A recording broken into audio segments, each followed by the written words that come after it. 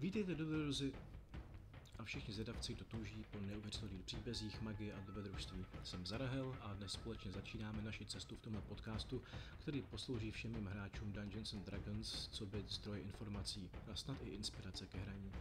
Protože vím, jak náročné může být čtení rozsáhlého textu, rozhodl jsem se pro tento formát, co by doprovodný materiál i k mému hernímu světu Epicana a případnému hraní ve světě Faerun.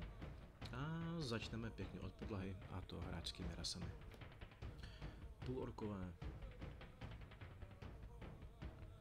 Půlorkové pro inspiraci ze světa Faerun.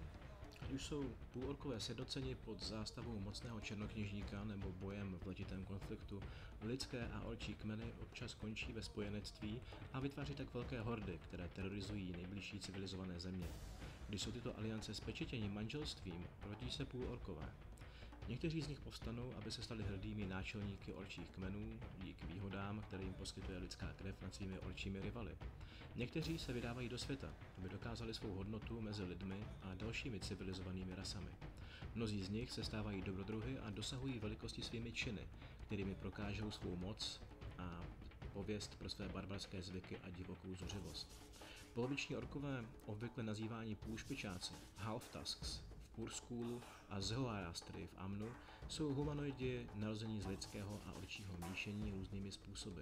Kombinace fyzické síly svých orčích předků a obratnosti svých lidských předků jsou půlorkové významnými jednotlivci. Ačkoliv jsou často jak v lidské, tak v orčí společnosti vytlačováni z různých důvodů, dokážou se prokázat jako hrdinové či nebezpeční zločinci. Poloviční orkové se vyznačují šedavou pigmentací, nízkými čely, vysunutými čelistmi, výraznými zuby a vysokou postavou, což zjevně odhaluje jejich orčí dědictví. Dosahují výšky mezi 150 až 210 cm a obvykle váží mezi 80 až 115 kg. Orkové považují bojové jizvy za projevy hrdosti a ozdobné jizvy za krásné. Jiné jizvy však označují orka nebo polovičního orka jako bývalého otroka nebo zahanbeného vyhoštěnce. Každý půlork, který žil mezi orky nebo v jejich blízkosti, má jizvy, ať už jsou to znamení ponížení nebo hrdosti, vyprávějící o jejich minulých činech a zraněních. Takový poloviční ork, žijící mezi lidmi, by mohl tyto jizvy buď hrdě předvádět, nebo se je v hanbě snažit skrýt. Orky stvořil jednooký bůh Grumsh a dokonce i ti, kteří se odvracejí od jeho uctívání, nemohou zcela uniknout jeho vlivu.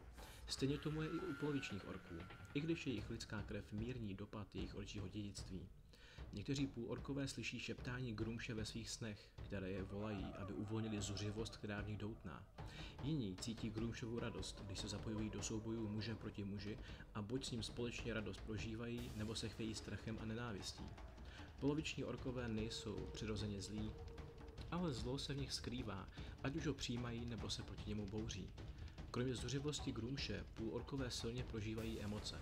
Zuřivost nejen zrychluje jejich tep, ale doslova jim spaluje těla. Urážka bodá jako kyselina a smutek jim vyčerpává sílu. Smějí se hlasitě a srdečně, jednoduché tělesné potěšení, hostiny, pití, zápasy, bubnování a divoký tanec jim naplňují srdce radostí. Mají tendenci být impulzivní a někdy mrzutí, více naklonění k akci než k rozjímání a víc k boji než k dohadování. Nejúspěšnější poloviční orkové jsou ti, kteří mají dostatek sebeovládání, aby obstáli v civilizované zemi. Půlorkové nejčastěji žijí mezi orky. Ze všech ostatních ras je nejvíce pravděpodobné, že budou přijati lidmi a půlorci téměř vždy žijí v lidských zemích, když nežijí mezi kmeny orků. Ať už se snaží prosadit mezi drsnými barbarskými kmeny, nebo se snaží přežít v chudinských čtvrtích větších měst, spoléhají se na svou fyzickou sílu, odolnost a čisté odhodlání, které zdědili od svých lidských předků. Typický půlork má v průměru výšku někde mezi 1,8 až 1,9 metrů, což znamená, že jsou průměrně o něco vyšší a silnější než lidé. Většina polovičních orků mívá šedavou kůži. Vystupující čelisti, výrazné zuby, nízké čelo a hrubé tělesné ochlupení, což způsobilo, že se od svých lidských sourozenců výrazně liší, přestože jsou jejich špičáky znatelně menší než tesáky plnokrevného orka. Lidem se jeví jako zvířecí a mezi orky jsou naopak považováni za příliš lidské. Vlasy polovičních orků jsou nejčastěji černé, ačkoliv s věkem rychle šedivějí. Obecně se nedožívají tak vysokého věku jako lidé, dospívají kolem svých 14 let a často umírají před svými 60. narozeninami. Půlorkové, kteří žijí mezi orky, si často osvojují obvyklý orčí zvyk rituálního jizvení. S takovýmto pozadím nepovažují jizvy za znamení studu nebo za nevzhledné nedokonalosti, ale spíše za znamení hrdosti, které dokazují jejich dovednost a statečnost v boji. Občas jsou však jizvy používány pro zlověstnější účely, kdy orkové označkují půlorčí otroky jizvami stejným způsobem, jako by to dělal farmář s dobytkem. Stejně jako ostatní míšenci, i poloviční orkové kombinují povahy obou svých linií do jedinečného celku, což se projevuje jak v jejich mentálních, tak i fyzických vlastnostech. Stejně jako lidé jsou rychlí v jednání, vytrvalí a odvážní a mají přizpůsobivost, která je neobvyklá mezi většinou ras.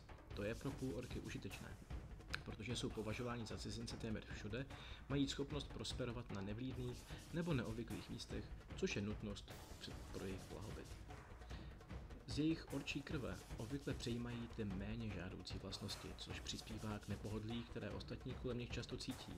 Jen málo polovičních orků má trpělivost v etiketě nebo protokolu, který civilizace často ukládá, a jen zřídka sdělují své názory na dané téma. V důsledku toho jsou půlorkové často vnímáni jako hrubí divoši, pověst, která umocňuje orčí láska k tělesným potěšením, jako je jídlo, pití nebo tanec. Neteční a horkokrevní, to jsou stereotypy, které pro většinu polovičních orků nejsou příliš daleko od pravdy. Na druhou stranu nejsou tyto vlastnosti nutně negativní.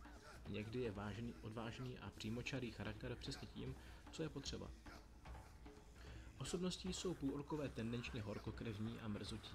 Přestože mentální schopnosti polovičních orků jsou často podceňovány, jsou významně chytřejší než orkové.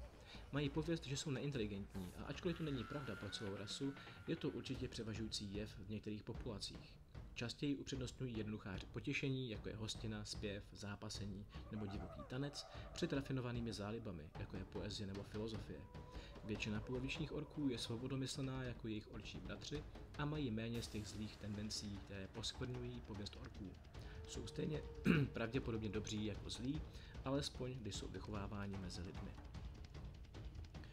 Poloviční orkové mají sílu neobvyklou pro většinu lidí, i když srovnatelnou s orky. Jsou méně odolní než jejich plnokrevní příbuzní, ale obvykle jsou obratnější, o to více než většina jejich ostatních humanoidů.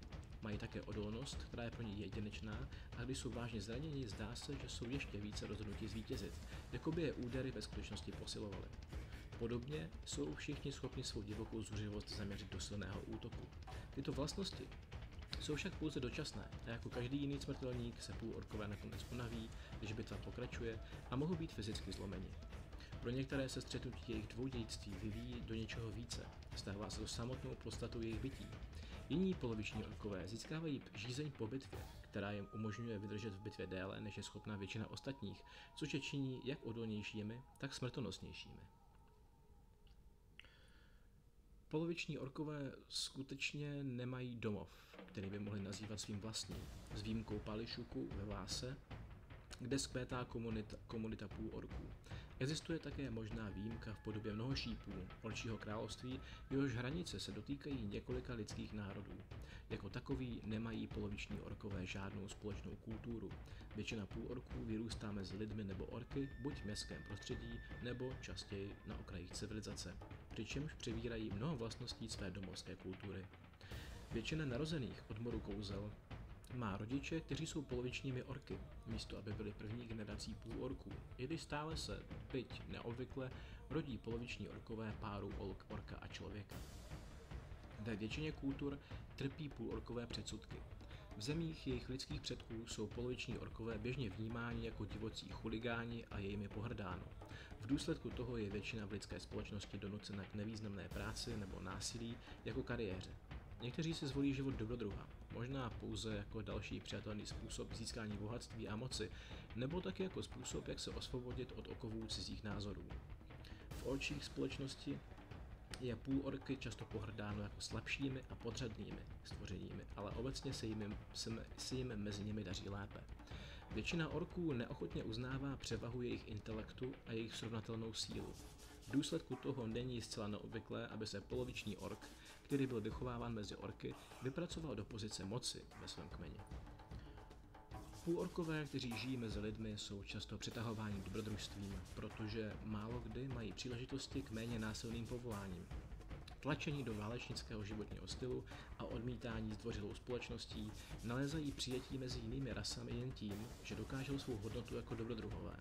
Stejně tak jedinými přáteli, které si pravděpodobně udělají, jsou další dobrodruzi, protože často bývají jakýmisi vyvrženci. Půlorkové, kteří žijí mezi orky, často přijímají uctívání orčího panteonu, někdy s ještě větším zápalem než jejich orčí sourozenci, cítíce potřebu dokázat svou hodnotu. Naopak půlorkové vychovávaní mezi lidmi obvykle uctívají jiné božstva, včetně Karagose, Hoara, Loviatara, Malar, Taona a Tempuse. Tyr byl jimi také běžně uctíván před smrtí tohoto boha.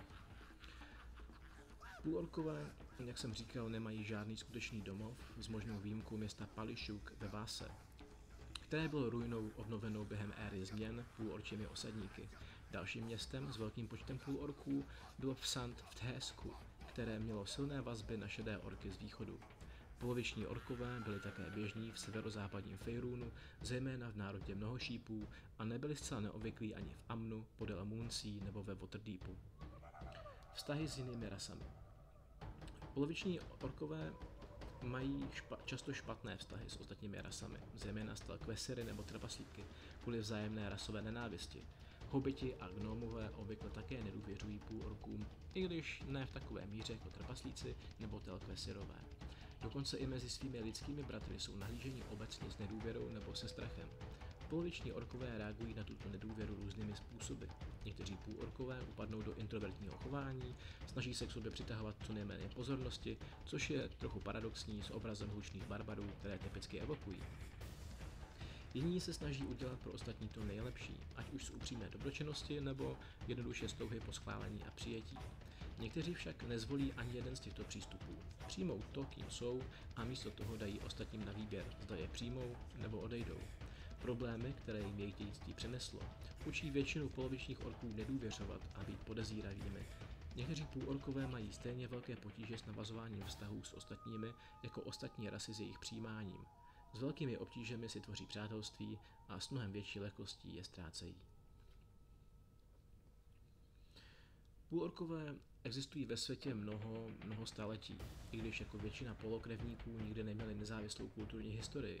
Poloviční orkové historického významu svůj vliv nezanechali prostřednictvím vlastní civilizace, ale tím, že excelovali na cestě, kterou si zvolili v rámci kultury jiného lidu.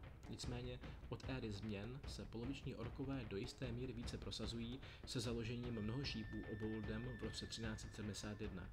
Od té doby se vztahy mezi orky a lidmi uvolnily, stejně jako okolnosti, ve kterých se poloviční orkové